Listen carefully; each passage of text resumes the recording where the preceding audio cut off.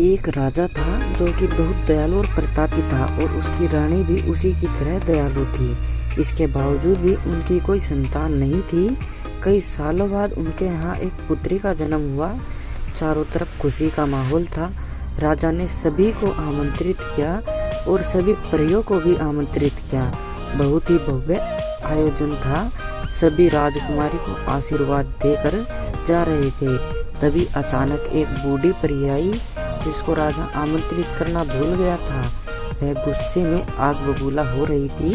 तभी उसने राजकुमारी को श्राप दिया कि वह 15 साल की होने पर राजकुमारी की उंगली में तकवा चुभेगा और वह मर जाएगी।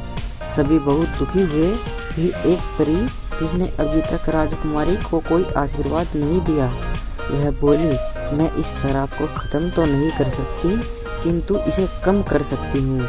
उसने कहा कि 15 साल की होने पर जब राजकुमारी की उंगली में तकवा चुभेगा तब वह मरेगी नहीं बल्कि सो जाएगी, और वह भी पूरे 100 साल के लिए। जब राजकुमारी बड़ी होने लगी, राजा ने अपने राज्य में तकवा तकली रखने पर रोक लगा दी। सभी ने राजा की आज्ञा का पालन किया। जब राजकुमारी 15 साल की हुई उस वक्त राज्य में एक भी तकवा तकली नहीं था। फिर एक दिन राजकुमारी अपने महल में अपनी सहेलियों के साथ खेलती हुई महल की सबसे ऊपरी मंजिल पर जा पहुंची, जहां बूढ़ी परी चरखा काट रही थी। राजकुमारी ने पहले कभी भी चरखा नहीं देखा था, इसलिए वह बोली, क्या आप मुझे इसे चलाना सिखाओगी? परी ने हाँ कह दिया, परंतु जैसे ही वह उसे सिखाने लगी, राजकुमारी की अंगुली में परी ने तकवा चुभो दिया। तकवा चुभते ही परी उड़ गई और राजकुमारी वहीं 100 साल के लिए सो गई और उसके साथ पूरा राज्य सो गया।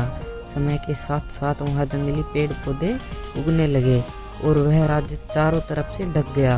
अब 100 साल हो चुके थे, परंतु कोई भी उस तरफ नहीं जाता था। एक दिन एक राजकुमार उस तरफ शिकार खेलता हुआ आया तो एक किसान से पूछने पर पता चला कि इस तरफ क्या है। तो किसान ने उसे सोती राजकुमारी के बारे में बताया। राजकुमार जंगल से रास्ता बनाता हुआ उस राजमहल में पहुंच गया। सब सो रहे थे और सभी जानवर भी सो रहे थे। राजकुमार महल के ऊपरी मंजिल पर पहुंचा। वहां जाकर उसने जैसे ही राजकुमारी को छुआ, वह जाग गई और पूरा राजमहल जाग गया। राजकुमारी राजकुमार को लेकर सभा में गई। राजा उन्हें देखकर बहुत खुश हुआ।